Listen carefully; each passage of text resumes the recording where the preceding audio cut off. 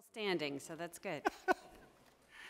There are no individuals registered for public comment this morning. Thank you. We also have, as a reminder for you, the LSU Discover students who've conducted undergraduate research in a number of different areas. And some fascinating things. They're posted out in the hall. Their projects are showcased. Please stop by and look at their work and engage with them. We are going to run a very efficient meeting today, I believe. There are a lot of commitments by a lot of people, both in the audience and on the board. We're going to start with Mr. Armenter. Would you please convene the Academic Affairs Committee? I'd really like to do that. I hereby call the Academic Committee to order. Stephanie, please call the roll. Mr. Armentor? Here. Mr. Moore? Here. Mr. Anderson? Here. Ms. Johnson? Ms. Jones? Mr. Williams? Here. Chair, you have quorum. Thank you, Stephanie. I call on Dr. Stacy Haney to present the first item for consideration. Doctor? Oh, well, first of all, I am delighted to be here today, and I also want to take just a point of privilege to personally thank Rick Kobeck, whom I had the privilege of working with both as a dean on this college and, of course, working with him in the role as provost. And I know they're enormously huge shoes to fill, but certainly we are very proud of Rick and wish him the best. In terms of the agenda today, two items specifically. One is to establish an MS in athletic training. This is in response to the accrediting body, which is no longer accrediting the bachelor's. It will have to be an accredited athletic trainer. It will have to go through a master's program. So this is to accommodate that shift. Are there any questions? Are there any questions, ladies and gentlemen? If there are none, is there a motion to approve the resolution as presented? So moved. Is there a second? Hard to get a second here. Second. All those in favor signify by saying aye. Aye. All those opposed say nay. And I think the motion carried. Dr. Haney, the next item. Yes, so the next item is to reconfigure the PhD in geography and anthropology. Currently is a combined degree, but both of those have thrived and are ready now to be separated. So this is just a recommendation to reconfigure that combined degree into two separate tracks, one for geography and one for anthropology. And we're already seeing interest in the disciplines as they're separated here in this proposal. Thank you, Dr. Haney. Any questions on number? Comment? Yes. Just, may I say on behalf of all of us who are teaching assistants and had teaching fellowships and did all of our advanced degrees in geography and anthropology. Thank you, thank you, thank you, thank you. Although I will tell you, we're going to really miss the days when the interdisciplinary work that we all did in both geology and geosciences and geography, physical and cultural, and anthropology, cultural and physical. It was quite an academic group, and I told King my graduate on my orals, my committee had 3 Boyd professors and 2 alumni professors. It's pretty extraordinary. There's a lot of depth and a lot of great work there, and but we always were, those of us more on the anthropology side, were always jealous that we were subsumed under the other, despite the prowess of that geography department in the old days. But this is a long time in coming, and I'm really glad that you're doing it. Great. Well, I will say the department is still a single unit, so that interdisciplinarity that initially created this remains, but I completely agree with you. It's time for each to be able to stand alone. Really, thank you so much. Board members, any other comments or questions? There being none, is there a motion to approve the resolution as presented? So moved. Is there a second? Really tough to get a second on this group. Second. All those in favor signify by saying aye. Aye. All those opposed say nay. And the motion carries. And finally, Dr. Haney, would you present the consent agenda of the Academic Affairs Committee.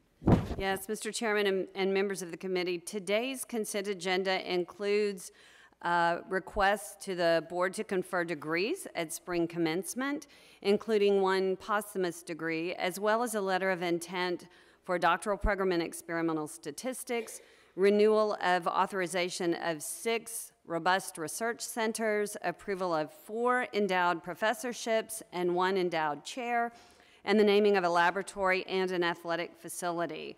Mr. Chair, I request the approval of the committee. Are there any questions on those items? Hearing none, I'll entertain a motion to approve the proposals. Move. Do I have a second?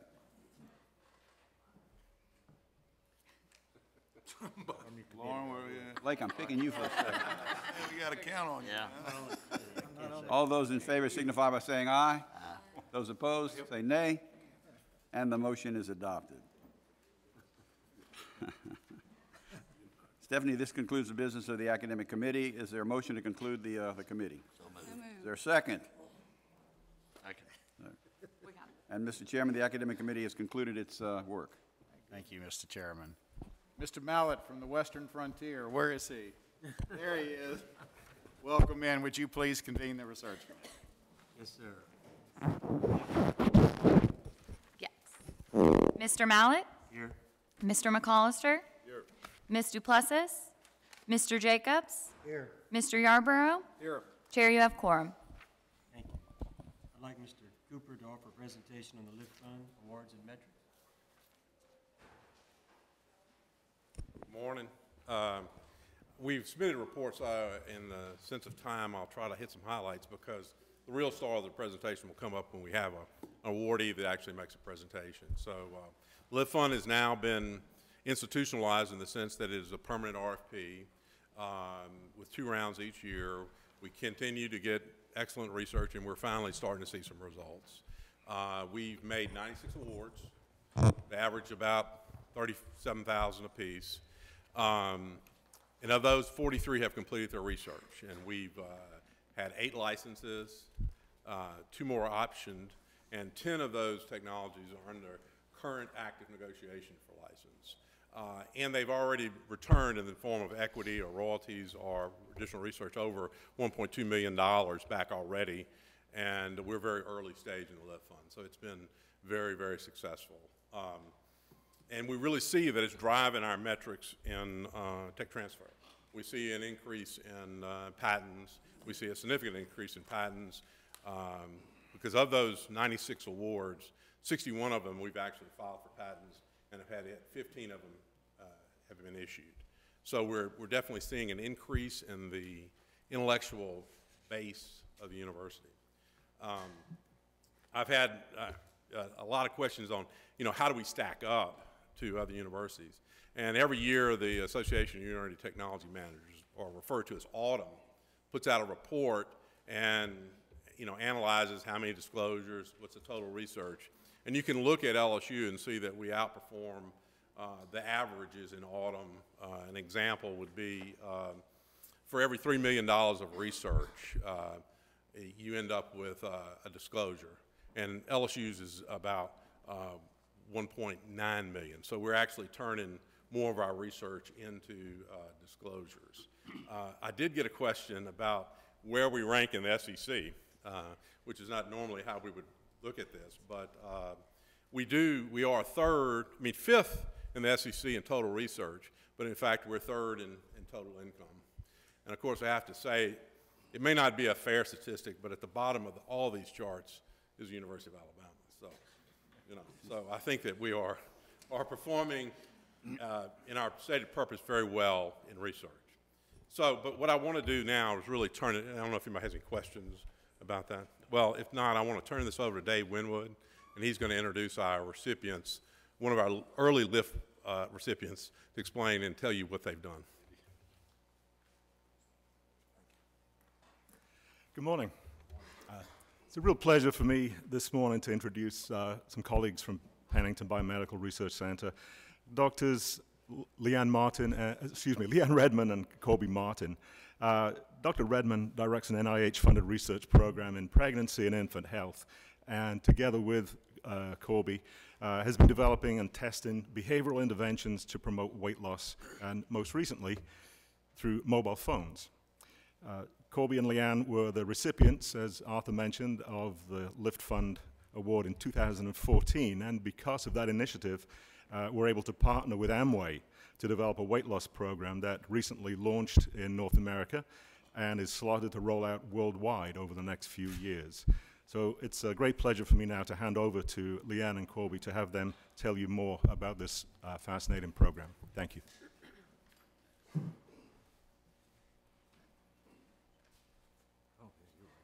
First and foremost, we'd like to thank Arthur Cooper, the Board of Supervisors, and Dr. Alexander for allowing us to present an update on our LIFT Award. As you know, Pennington Biomedical has been at the forefront of really developing and testing novel weight loss interventions for 30 years. And many years ago, Dr. Redman and I, with colleagues, developed a novel weight loss algorithm that predicts body weight over time if a person is adherent to their diet. And we leveraged that technology to develop a very innovative weight loss approach that we called Smart Loss. Now, many years ago, many years ago, we got a small pilot award to evaluate whether or not the Smart Loss approach could produce clinically meaningful weight loss in people in remote locations, that is, while they go about their daily lives. So here you see a schematic that illustrates how we capture objective data such as body weight in patients' home environment. That data is transmitted to the internet where our algorithm can determine whether or not the person is following their diet. So Smart Loss is very special because it can deliver weight loss treatment to people in a clinic setting as well as remotely, as you see here. Now, in an early RCT, we demonstrated that this approach was effective. So in a pilot project, we produced about 9.5% weight loss over 3 months, which is absolutely exceptional. So that initial research really led to the LIFT Award and the commercialization opportunities that Leanne will tell you about.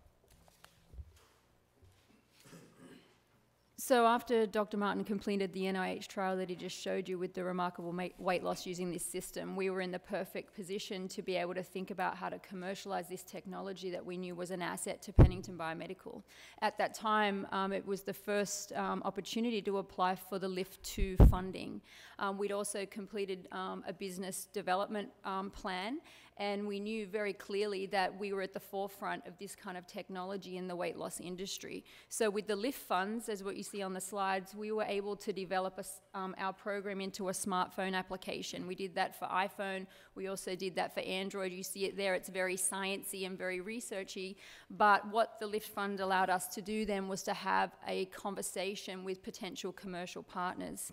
So in 2014, we did that, and we engaged the partnership of Amway International. And Amway is a company with a revenue of over $14 billion, and they're positioned all around the world. And so what we've done over the last 3 years is developed a partnership with Amway, and we helped to co-develop the Smart Loss technology within their Neutralite product base, which are products that help to support weight loss. They sell meal replacement shakes, for example, and they sell other supplements that can boost a weight management program. So throughout these efforts, we've been able to receive about $1 million, not only through the development agreement, but now also in a licensing agreement, and we've also been the recipient already of some royalties. So as Dave Winwood mentioned, the product launched in North America in March. It's already exceeded its goals in terms of sales, and we're going to show you now, just in a video clip, one of the marketing materials that has been developed.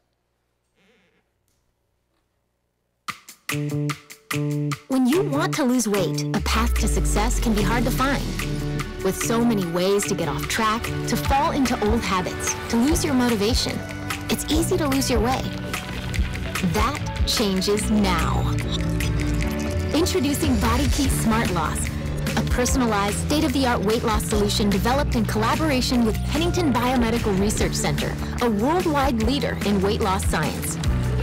Stay on track with your personal Smart Loss graph, one of the world's most accurate models for predicting healthy weight loss. It's only available from BodyKey. Stay motivated with personalized feedback to learn the skills to develop healthy habits for long-term weight loss. Stay focused with the Smart Loss eating plan. When combined with delicious Body Key meal replacement shakes, you'll learn how to eat healthy and smart without counting calories. And stay connected, enjoying the encouragement of people who will motivate you when you need it most. The Body Key Smart Loss Program. It's a weight loss path you can see, a path you can trust, a path to results. So take the first step. We'll do the rest together.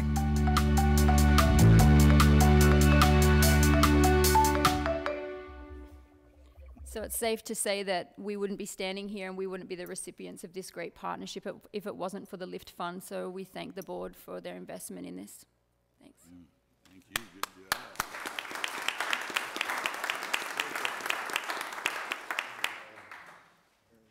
Okay, that's our presentation. Any questions? Is there any questions? I have a question. You lead with your best foot there, good. Look, I know when to get out of the way. I learned a long time, shut up and let somebody else that can talk. You show us Amway promoting Pennington worldwide, you know, I mean, that's a win. That's what we do. I want to say I've always been interested and appreciate President Alexander and all those that have been involved in the lift and seeing this, you know, not just talk about it, but putting our money where our mouth is. And congrats, Smart Loss. You know, that is a fine example of what LIFT is about. And I would hope that anybody who applies or even is in the program, that would be shared with what we just saw, to let them see where the bar is and what we're shooting for. Start with the end in mind. You know, now for all those who are wondering what happens in Pennington, they'll be soon, you know, those are the guys that do Smart Loss on your phone, you know? It's like, okay, so now we know. But anyway, that's a great example. Now, what you mentioned is what I'm interested in, and you and I have had a conversation about what are the metrics and what is this board going to judge by. We've had, you know, $3.5 million, you know, a number of rounds that's been spent and invested. Smart Loss is a good example of ROI on that. But is it number of license? You know, is it number of patents? Is it royalties, the amount of those royalties? Is it rankings, whether it be the national one that you just mentioned, on where we stack up? You know, those are the kind of things as you come back to this board, it's just where do we stack up? Where were we last year, year over year? You know, what we've done total year to date, but also year over year. It's just the idea of getting to see the results and where it's going, and then having examples like that stand up and say, because I think this is much more than the money. It's the fact that we're helping people, and people may know that, you know what I know about LSU? I use your Smart Loss and I've lost the weight and I'm healthy. You know, that's where, again, the people in Louisiana and even around the world. So I would also ask you, have you adjusted, and I think I know the answer to that, the process as we've gone along, how people are selected, did they use the money for what it was intended, what's the follow-up, you know, it's, you know, significant money that we're giving out, and are we getting better and better at selecting and who we're giving those grants to and how we follow them up? Yeah, so, I do believe that's the case. And I really need to say, with the President's leadership and the board leadership I'm making the investments, it's really been the campuses. It's really been the tech transfer officers at the campuses that have driven and modeled and worked on this program, because it's really been their input that has shaped it. Because one of the things we knew very early on, one of the concerns we had, was we didn't want this money just going in to fund someone's lab. We wanted to make sure the funding went to the technology to advance the technology. So the RFP that governs this has been revised and revised and revised as we went through rounds, because it was started as a pilot. And we finally gotten to the point, and I think we've done a very good job, the tech transfer officers have done a very good job of making sure that those funds get focused to advance the technology. Because, you know, this is I said this, I didn't say it earlier, but really this is a home run game. You know, we've been very fortunate that the Ag Center has had a very successful technology that has provided, has driven up our numbers. And you see that around the country. I'll give you an example. Ole Miss for years averaged less than $500,000 in licensing revenue, but last year they had 12. You know, in 2017, and I don't know the technology, but obviously they had a successful technology, so it soared for years. Florida State had a very successful technology, and it drove that. So the purpose, I think, of LIFT is to really try to make sure our faculty know that commercialization is a path. And is the demand there? Do you see the demand from campuses, the applications increasing? Do people see it? Is there fatigue? Are we seeing them fall off? Well, yeah. Secondly, is it open? Well, we say technology, and I know technology has certainly entered agriculture, because again, you mentioned ag. Ag is still the star, still generates the most we've ever had, you know, and I saw the other day they're getting ready to take bids on a new technology that's getting ready to go out, which will probably dwarf anything else that's come out so far. Yeah, what we see, we've seen a drop off, but more of that can be attributed to that the first couple rounds, people weren't sure what we would fund. And then, so you had a lot of people that applied that, you know, to pay their salaries and things like that. And a lot of those awards, you know, were not successful. So I think over time, the researchers and applicants understand the program better, so we get a higher award percentage, but fewer requests. And also, I will say that it is important to understand that this is a derivative of our research. And, you know, we have not, you know, at least nationally, you know, research is flat. So, you know, one of the things for policymakers to consider is how do we continue to advance our research and get more funds? Because tech transfer is an output. You know, the input is research. And if we ask the chancellors and from the campuses and their tech transfer officers, are they satisfied? Would you get a passing grade? What would happen? I think we would get a passing grade, but there would be discussions. And they can discuss that with the president and tell him how they're doing, you know. So, but I think, you know, it's a great program. We just want to see it get better and be accountable for the dollars that are going in. And, you know, we hope for great things and more smart loss examples. We do too. Any more questions or comments? Lead question, Arthur, just looking at the written report that's in our packages, just noticing there's a LSU Health Science in Shreveport, a big jump from 17 to 18 in terms of licensing income. Yeah, they had a technology that they had worked, restructured a license and was successful and got a nice fee as a result of that. So that's not necessarily a run rate. Well, you know, I don't know. That's Dr. Golly-Slip. You want to come talk about that? We have Nella Nelson from the Health Science Center of Shreveport, and she can.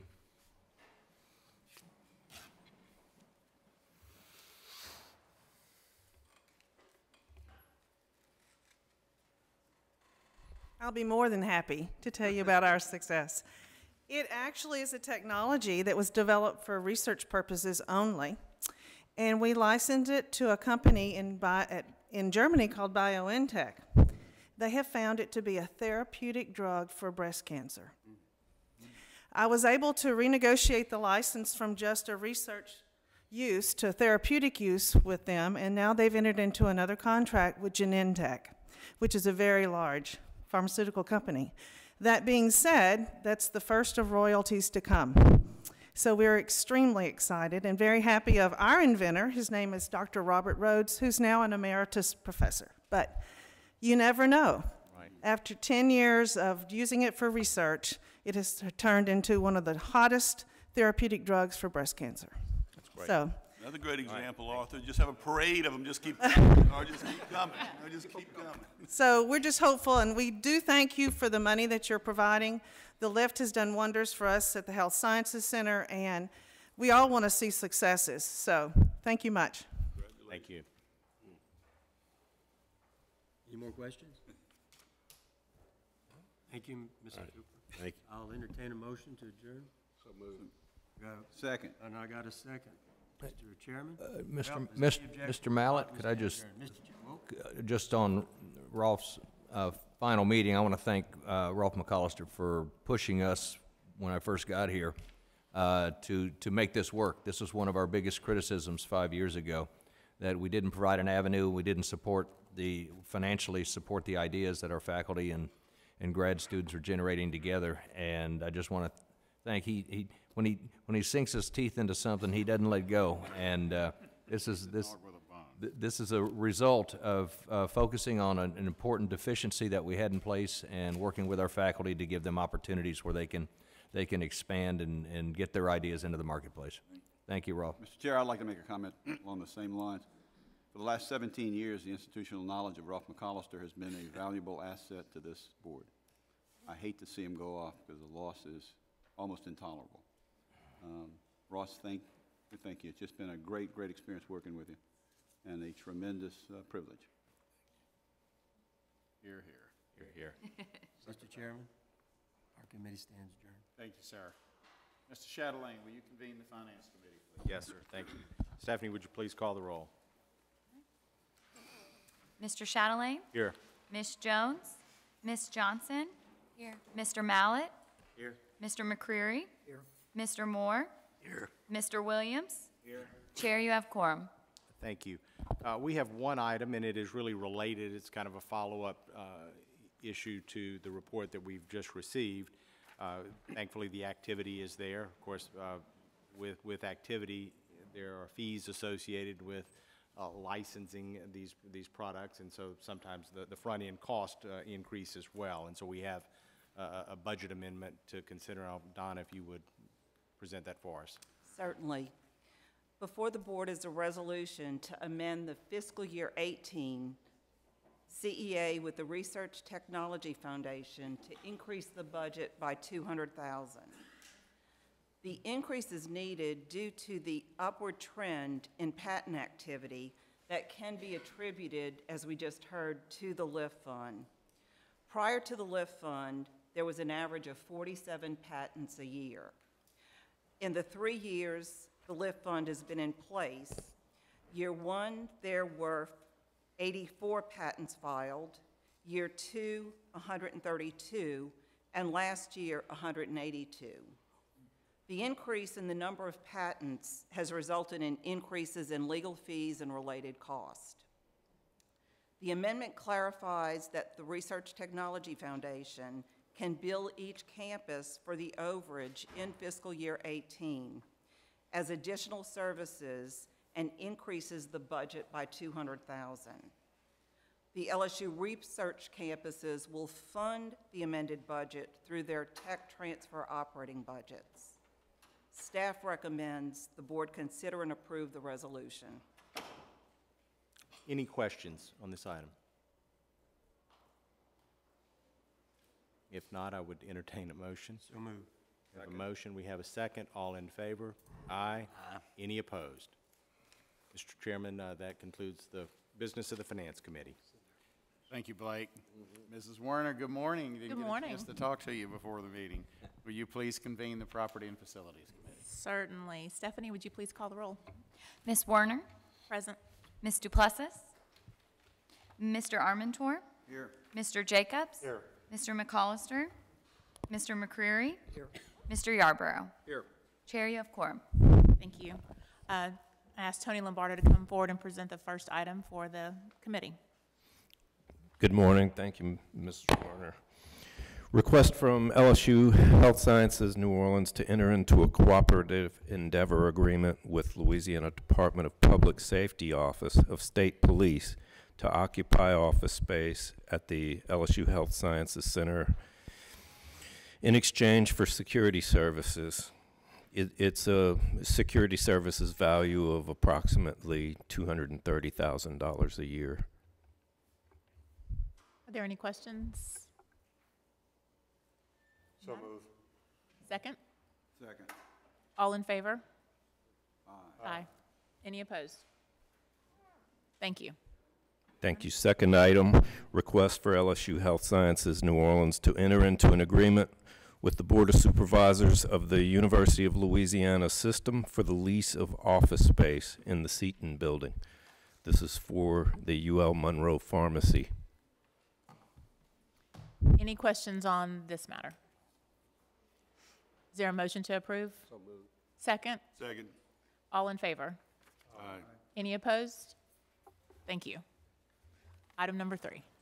Third item is a request from LSU Health Sciences New Orleans to enter into an agreement with the LSU Health Foundation for the intent to lease of the Dilbert, Butterworth, Hutchinson, and L&M buildings. Any questions on this lease? Motion to approve? Move. Second. Second. All in favor? Aye. Any opposed? Thank you. And then finally, we have the presentation. Fourth item, status report on housing, parking, and energy management. We'll start with the housing. This is, of course, the Nicholson Gateway project. We are opening the first of the beds for this project, 1,900 beds in August on Nicholson, or in total 15,500 at Nicholson Gateway and 421 at the new Spruce building that's near the old Kirby Smith.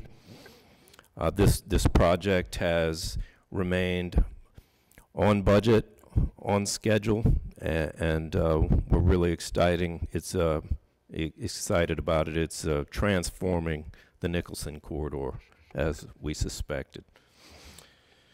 Second item, or Real Estate and Facilities Foundation, is up and operational, fully functioning. We have a number of projects. They range from basic construction projects to projects with where they act as the holding company for assets that the university operates, to full-blown private partnerships, which will be the phase 2 and 3 of the Nicholson Gateway.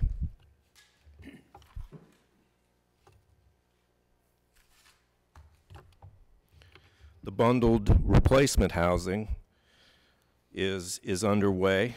It was financed in October of 17, and we anticipate relocating the greenhouses starting in December 18 to about March of 19, when we will construct Cedar Hall, 421 beds to replace Kirby Smith, and then that gives us the opportunity to demo Kirby Smith in September of 2020.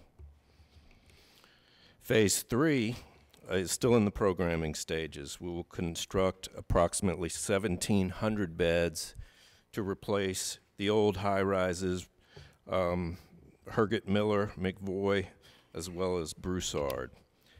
And we intend to use the REF under the same framework as Nicholson. May Kirby Smith rest in peace. Mr. President, you're going to invite us all back for the demolition, right, to watch you push the button? We're going to raffle that off for the highest bidder. It's a fundraiser, part of the capital campaign. Parking outcomes. We have begun migrating towards the new master plan. Certainly, how we attack parking and provide parking services on the campus is directly related to the master plan for the campus, which you saw this past year, and we're now aligning parking to that plan, as well as aligning it to the strategic plan of the university. We'll be doing that through a mobility plan. The plan will develop implementation strategy for parking, traffic, transit, pedestrian infrastructure, and bicycling as informed by the master plan, and an operational evaluation of the internal teams. We've also restructured some of the pricing points. There is no more free parking on the campus as a previous outcome of studies that were done. Reserved visitor parking rates have been restructured, and we've reallocated various lot types to take advantage of the principles of differential zone pricing, which was also a recommendation from a previous study. We're also embarking on some new technologies. We have a new software package that brings us into the 21st century, I think straight from the 19th century. We should have that online shortly. That will drastically improve our abilities to understand where people are parked in a dynamic fashion. It will allow us new features or possible elimination of the gates, and a number of other opportunities financially for the division. We've also implemented electronic timekeeping for the employees, which is another item that brings us into the 21st century.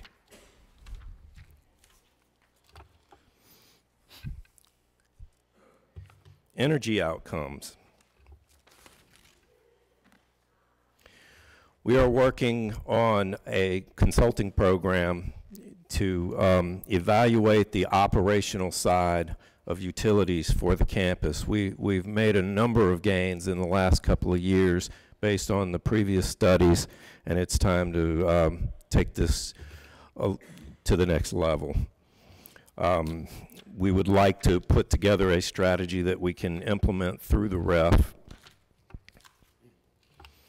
Outcomes over the last couple of years, we were asked to review the energy policy, and it was a good policy. However, we found opportunities for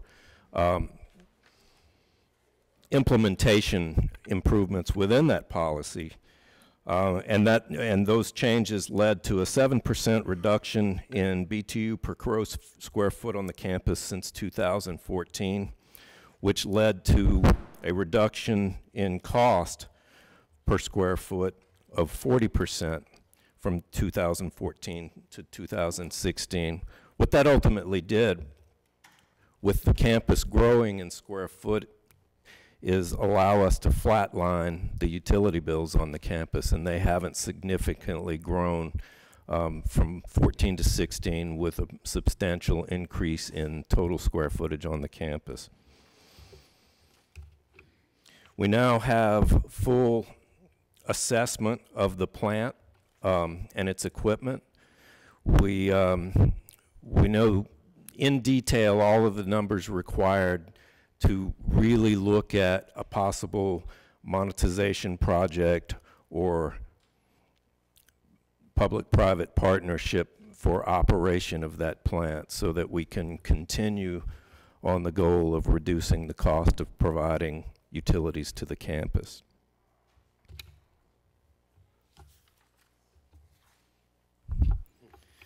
That concludes the presentation, but I'd certainly like to thank Mr. McCollister for providing the leadership over the last few years to get us to where we are today on this program. Thank you. Thank you, Tony. Are there any other questions? Rolf? Being the last meeting of property and facilities that I'll be on, I want to add, I want to make my thanks to the president, to Tony, to Dan, to Tom, Patrick, Kurt, Roger, Danny, Steve, all the people that have worked, you know, so hard with me and so many others on the master plan. Steve, you were highly complimentary of the job they did. Space utilization, another big task they did, and looking to the future, and of course the projects that you see here today, which, as Tony said, bring us into the 21st century. And you know, I believe while it is disruption from what we've always done before, you know, that it really can provide more efficiencies, be more effective, and generate more revenues as well. Again, I think they've looked at best practices around the country. I think they're moving forward. We can't do business the way we've always done before, and I'm excited about, you know, what's been happening and what's going to happen going forward. So, Mr. President, you know, I think, you know, we can look for some exciting things in the future in all of these areas, and I will be there when Kirby Smith comes back. Big smile. And I think Nicholson Gateway, I mean, it's the buzz around town. People are talking about that. That's one, you know, where you have a plan and the plan is executed. And I know that, you know, Lenny Lemoyne and his crew have done a tremendous job. And, you know, I just want to say, in looking at that and then touring the other day at the Patrick Taylor Hall, you know, which is another plan well executed. In fact, I talked to one of the major donors, named donors, the other night, and he said, you know, when you see something like that, while it's a lot of money going in, putting up, he said it makes you so proud and realize it was worth it. And that's somebody who I think is a future donor again, because the last experience was so well, and they're so proud of what they see there. So I just say applaud all those, and again, thank you, Tony, for your leadership. Thank you. Madam Chair? Yes. Mr. Tony, Nicholson Drive, are there plans to divert some of the truck traffic, just the masses of automobile traffic that's going through there? It's some of that big truck traffic is hazardous material, and are there any plans to maybe divert that traffic maybe to the River Road and then back around? There's a major push, a collaboration with the state and the city of Baton Rouge on converting a number of state roads to city roads. In fact, that section of Nicholson is one of them, and that is why all of that work is being done right now, because in the transition, they get updated and brought up to current specifications before the transfer to the city. And there has been quite a bit of dialogue on rerouting. The trick is, where is that? And they've been close to the vest on where that might be, but it is our understanding that they are looking at hard at options of rerouting some of that traffic. I think that would be much needed. Very much so. Sure, absolutely, thank you. Any other comments?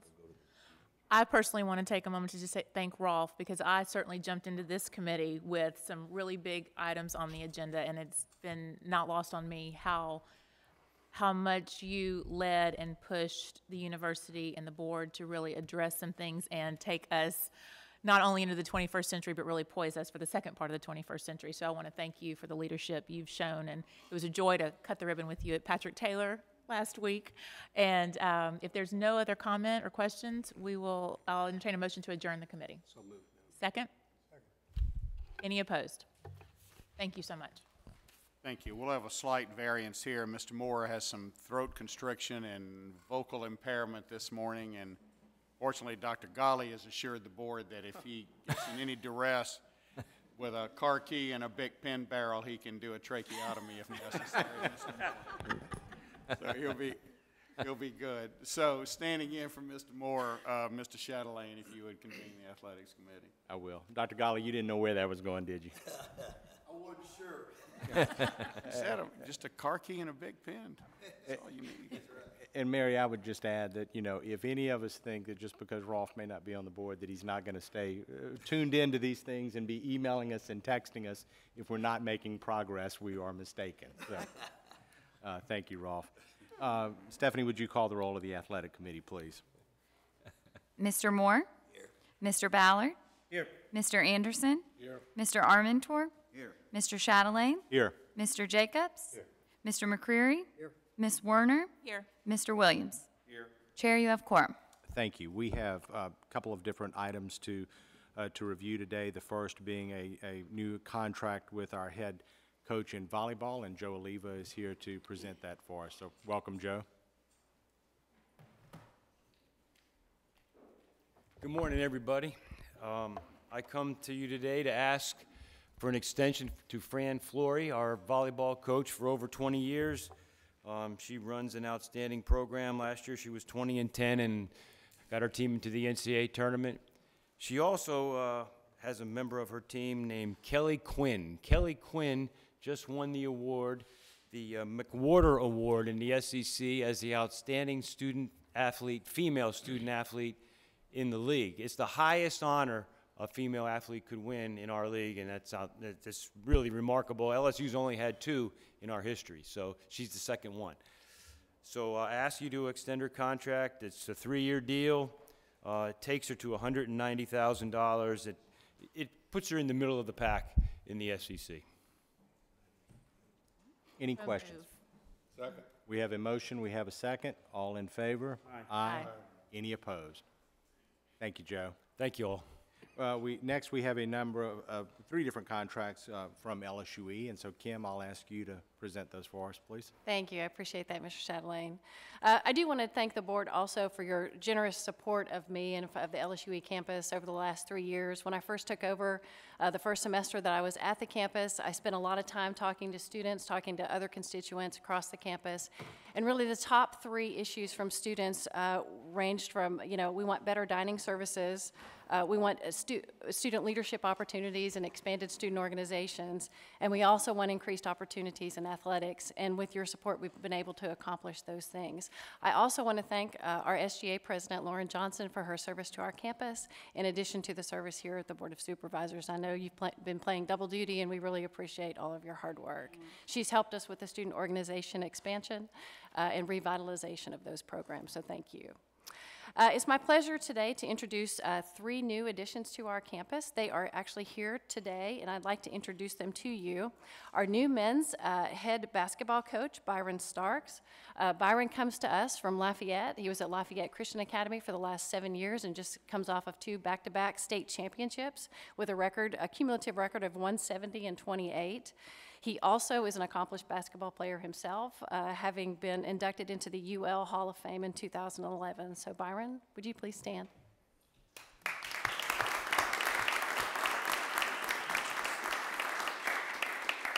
He's going to make a wonderful addition to our campus. In addition to him, we also have our head coach for men's soccer, Josh McReynolds. Josh was coaching for the last 3 years at Catholic High here in Baton Rouge. He has a cumulative record of 42, 18, and 9, and also earned the status of Coach of the Year, so very, very happy to have him. He's also going to be working with us. He was director of the Youth Development League here in Baton Rouge, and will be taking over some of those responsibilities and really making LSU a regional hub for soccer. They're not quite sure how to play soccer in that area yet, so very excited about him. So Josh, if you would stand.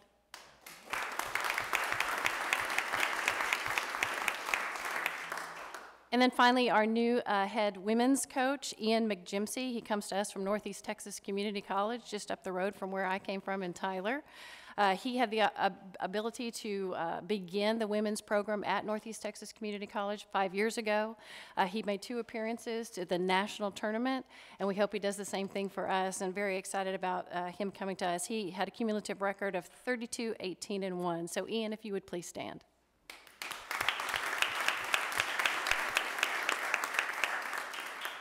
You know, our athletic programs not only focus on winning championships on the court or on the field, but our athletic staff members are also dedicated to helping our student athletes succeed in the classroom. At the conclusion of this past fall semester, the 3 teams that we currently have all earned a 3.0 GPA or better. So very proud of them, and these 3 coaches have indeed large shoes to fill. So thank you, and thank you for the consideration. Questions? I'll just point out that the decision this board made 2 years ago to allow the student fee that the student government wanted to improve the dining services have transformed the entire student union. And I don't know, Lauren, if you want to comment about that. I thoroughly enjoyed Chartwell's. A lot better than ABL, but it really just does something to my heart to not only from a Starbucks to 3 new athletic programs. It's fabulous. Thank you for that. Yeah. Everybody in Eunice is going to the only Starbucks now, which is on campus. Right. Ron, is that a motion? Move approval. Second. I have a motion and a second. Kim, as you mentioned the fact that you've been there 3 years, it's hard to believe it's gone by that quick, but you're doing a great job. Thank you so much for your leadership. Thank you. So we have a motion and a second. All in favor? Aye. Any opposed? Mr. Chairman, that concludes the work of the Athletic Committee. Thank you, Mr. Chatelain and Mr. Moore.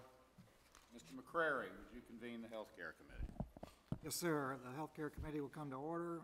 Stephanie, please call the roll. Mr. McCreary? Here. Mr. Yarborough? Here.